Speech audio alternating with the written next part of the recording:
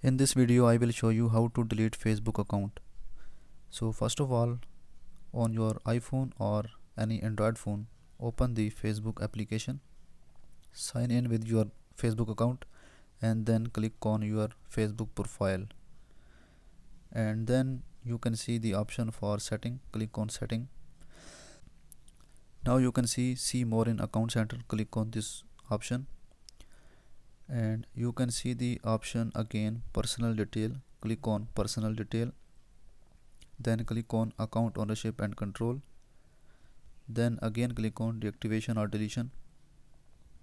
Select your Facebook account and select delete account option, then click on continue. Again continue. Select any of these reason, like I am selecting I have a privacy concern, and then click on continue.